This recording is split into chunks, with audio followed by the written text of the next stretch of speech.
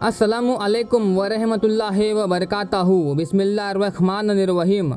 प्यारे दोस्तों, जैसा कि हम सभी को मालूम है कि कुछ ही दिनों के बाद बकरा ईद आने वाली है और बकरा ईद के मौके पर मुसलमान जानवरों की कुर्बानी देने वाले हैं। लेकिन जैसे ही बकरा ईद करीब आती है तो कुछ नासमझ लोग इसको लेकर तरह तरह के सवाल उठाने शुरू कर देते हैं। कहते हैं कि मुसलमान बकरा ईद क्यों मनाते हैं और बेजुबान जानवरों की कुर्बानी क्यों देते हैं, इसके पीछे वजह क्या है। आज के इस वीडियो में हम आपको बकरा ईद को लेकर पूरी मालूमात देने वाले हैं और आपको बताने वाले हैं कि मुसलमान बकरा ईद क्यों मनाते हैं और इस दिन जानवरों की कुर्बानी क्यों दी जाती है। इसीलिए आज का ये वीडियो आप सभी के लिए बहुत ही खास है। आप हिंदू हो या मुसलमान, आप इस वीडियो को आखिर तक ज़रूर देखें और मेहरबानी करके इसे शेयर भी कर दे ताकि बकरा ईद आने से पहले पहले ये वीडियो और भी लोगों के पास में पहुंच जाए। तो चलिए शुरू करते हैं। प्यारे दोस्तों, जैसा कि आप सभी को मालूम है कि हर त्योहार को मनाने के पीछे कोई ना कोई वजह या कहानी ज़रूर होती है। उसी तरह से बकरा ईद को मनाने और कुर्बानी देने के पीछे भी इस्लाम में एक वाक़या है। याद रहे, अल्लाह ताला अपने महबूब बंदों से यानी कि अपने नबी और पैगंबरों से बहुत मोहब्बत किया करता है और वक्त वक्त पर उनका इम्तिहान भी लेता रहता है। इसी तरह से एक बार हज़रत इब्राहीम अलैहिस्सलाम का भी इम्तिहान लिया गया। हज़ारों साल पहले की बात है कि एक रोज़ हज़रत इब्राहीम अलैहिस्सलाम अपने घर में आराम फरमा रहे थे कि उनकी आँख लग गई, यानी कि आप पर नींद गालिब हो गई। तभी आप अलैहिस्सलाम ने अपने ख्वाब में देखा कि अल्लाह ताला आपसे फरमा रहा है, ऐ इब्राहीम, आप अपनी सबसे प्यारी और अजीज़ चीज़ों को मेरी राह में कुर्बान करो। प्यारे दोस्तों, याद रहे, नबियों और पैगंबरों का ख्वाब कभी भी झूठा नहीं हो सकता। इसीलिए हज़रत इब्राहीम अलैहिस्सलाम ने यह ख्वाब सच जाना और अपनी अजीज़ चीज़ों को अल्लाह की राह में कुर्बान करने के लिए तैयार हो गए। उस वक्त हज़रत इब्राहीम अलैहिस्सलाम के पास काफ़ी तादाद में ऊँट हुआ करते थे। इसीलिए सुबह होते ही आपने उन ऊँटों में से 100 ऊँटों की कुर्बानी दे दी, यानी कि 100 ऊँट अल्लाह की राह में कुर्बान कर दिए। मगर फिर जैसे ही दूसरी बार आपकी आँख लगी तो फिर से अल्लाह ताला की तरफ से आवाज़ आई कि ऐ इब्राहीम, आप अपनी सबसे प्यारी और सबसे अजीज़ चीज़ को मेरी राह में कुर्बान करो। इसीलिए फिर दूसरे दिन हज़रत इब्राहीम अलैहिस्सलाम ने 200 ऊँटों की कुर्बानी दे दी, यानी कि 200 ऊँट अल्लाह की राह में कुर्बान कर दिए।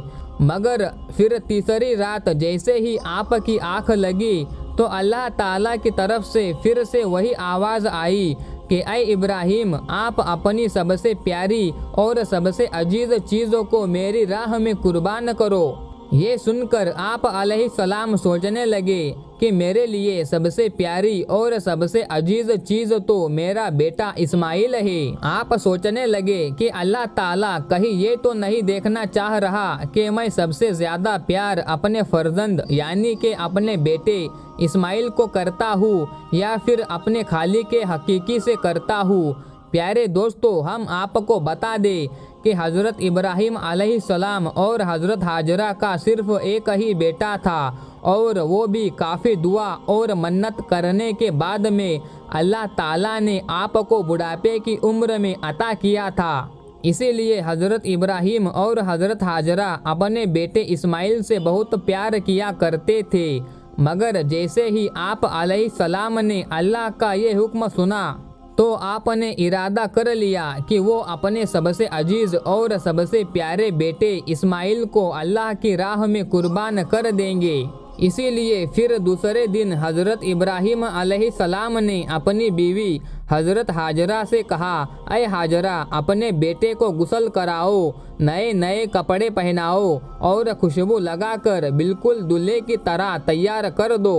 आज हम अपने एक दोस्त के घर पर दावत पर जा रहे हैं। ये सुनकर आपकी बीवी हजरत हाजरा बहुत खुश हुई और खुशी खुशी अपने बेटे हजरत इस्माइल को तैयार कर दिया। फिर जब हजरत इब्राहिम अलैहिस्सलाम अपने प्यारे बेटे इस्माइल को लेकर फिलिस्तीन से मक्का की तरफ रवाना होने लगे, तभी आपके घर में शैतान दाखिल हुआ और वो आपकी बीवी हजरत हाजरा से कहने लगा, अय हाजरा, क्या तुम्हें पता भी है कि तुम्हारे प्यारे बेटे को कहाँ पर ले जाया जा रहा है? तुम्हारे बेटे को तुम्हारा शौहर किसी दोस्त के घर दावत पर नहीं ले जा रहा, बल्कि तुम्हारे प्यारे बेटे इस्माइल को कुर्बानी करने के लिए ले जाया जा रहा है, यानी कि कत्ल करने के लिए ले जाया जा रहा है। ये सुनकर हजरत हाजरा ने कहा, मैं अपने इब्राहिम को अच्छी तरह से जानती हूँ, भला एक बाप अपने बेटे को क्यों कत्ल करेगा? तो ये सुनकर शैतान ने कहा कि तुम्हारे शौहर इब्राहिम ने एक ख्वाब देखा है जिसमें अल्लाह ने तुम्हारे प्यारे बेटे इस्माइल की कुर्बानी मांगी है, इसीलिए इब्राहिम तुम्हारे बेटे को कुर्बानी करने के लिए ले जा रहे हैं। तो ये सुनकर आपकी बीवी हजरत हाजरा फ़क्र से कहने लगी, अय शैतान, तुझ पर लानत हो, अगर मेरा बेटा अल्लाह की राह में कुर्बान होने के लिए जा रहा है तो मेरे लिए इससे बड़ी खुशी की बात और क्या होगी? ये तो मेरा एक बेटा है, अगर मेरे पास हजारों इस्माइल भी होते तो मैं खुशी खुशी उनको अल्लाह की राह में कुर्बान होने के लिए भेज देती। ये सुनकर फिर शैतान हजरत इस्माइल के पास गया और कहने लगा, अय इस्माइल, क्या तुम्हें पता भी है तुम्हारे बाबा तुम्हें कहाँ लेकर जा रहे हैं? वो तुम्हें किसी दावत में नहीं बल्कि तुम्हें मारने के लिए ले जा रहे हैं। वो तुम्हें अल्लाह की राह में कुर्बान करने के लिए ले जा रहे हैं। ये सुनकर हजरत इस्माइल अलैहिस्सलाम ने फरमाया कि अगर मैं अल्लाह की राह में कुर्बान हो जाऊँ तो मेरे से बड़ा खुश नसीब फिर कौन होगा? ये सुनकर शैतान बहुत मायूस हुआ, इसीलिए फिर वो हजरत इब्राहिम अलैहिस्सलाम के पास पहुंचा और कहने लगा, अय इब्राहिम, अपने प्यारे बेटे को कुर्बान करने के लिए क्यों ले जा रहे हो? तुम्हें पता भी है कि तुम्हारी ये कुर्बानी अल्लाह की बारगाह में कबूल होगी भी या नहीं?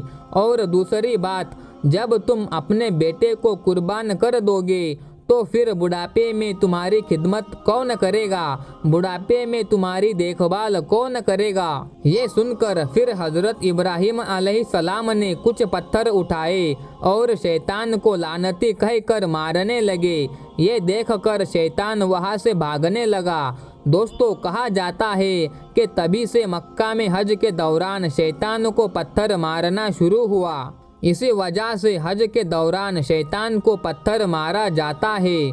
फिर हजरत इब्राहिम अलैहिस्सलाम अपने बेटे को साथ लेकर वहाँ से चल दिए और आगे बढ़ने लगे। थोड़ी दूर जाने के बाद आपने अपने बेटे से फरमाया, अय इस्माइल, क्या तुम्हें पता भी है कि हम आपको अल्लाह की राह में कुर्बान करने के लिए ले जा रहे हैं? तो ये सुनकर आपके बेटे हजरत इस्माइल अलैहिस्सलाम कहने लगे, बाबा जान, इससे बेहतर मेरे लिए और क्या होगा कि मुझे अल्लाह की राह में अल्लाह के एक नबी कुर्बान करने के लिए ले जा रहे हैं। लेकिन बाबा, मेरी एक इल्तिजा है, जब आप मेरा गला काटोगे तो आप वो देख नहीं पाओगे, इसीलिए पहले आप रस्सी से मेरे हाथ और पाँव को अच्छी तरह से बांध लीजिए और मैं चाहता हूँ कि आप भी अपनी आंखों पर पट्टी बांध ले ताकि आपको मेरे गले पर छुरी चलाते वक्त तरस ना आए।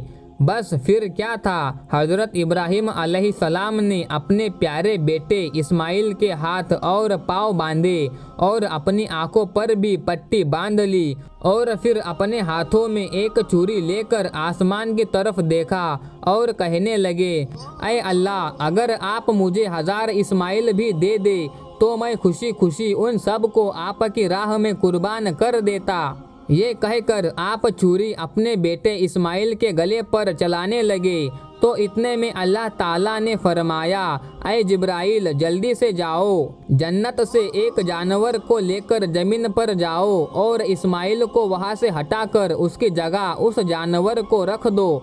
इब्राहिम इम्तिहान में कामयाब हो गया है।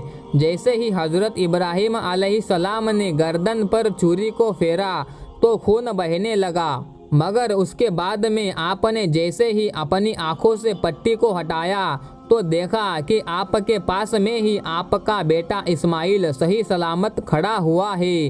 फिर आपने जैसे ही नीचे की तरफ देखा तो आपने देखा कि उसी जगह पर एक दुम्बा, जिसको हम भेड़ भी कहते हैं, वो कुर्बान हो चुका है। ये देखकर हज़रत इस्माइल अलैहिस्सलाम ने अल्लाह का शुक्र अदा किया।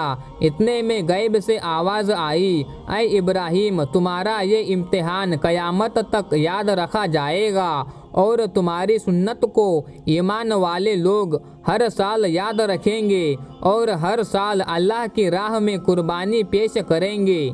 प्यारे दोस्तों, तभी से बकरा ईद के मौके पर कुर्बानी का ये सिलसिला शुरू हो गया और ईद के 2 महीने 10 दिन के बाद बकरा ईद मनाया जाने लगा, जो हमारे देश भारत, पाकिस्तान और बांग्लादेश जैसे देशों में 3 दिन तक ये त्यौहार मनाया जाता है, जबकि गल्फ देशों में 7 दिनों तक ये त्यौहार मनाया जाता है, जिसमें दुम्बा, बकरा और तमाम हलाल जानवरों की कुर्बानी दी जाती है। याद रहे, कुर्बानी के गोश्त को 3 हिस्सों में बांटा जाता है। पहला हिस्सा गरीबों और मिस्किन में बांटा जाता है, दूसरा हिस्सा रिश्तेदारों में दिया जाता है और तीसरा हिस्सा खुद अपने घर में रखा जाता है। दोस्तों, ये थी हमारी आज की वीडियो कि मुसलमान कुर्बानी क्यों देते हैं। ये वीडियो पसंद आया हो तो वीडियो को लाइक करें, साथ ही चैनल को सब्सक्राइब भी ज़रूर करें। और क्या आप भी कुर्बानी करने वाले हो या नहीं, हमें कमेंट में ज़रूर बताएं। मिलते हैं फिर अगली वीडियो में, तब तक के लिए अस्सलामु अलैकुम, अल्लाह हाफिज़।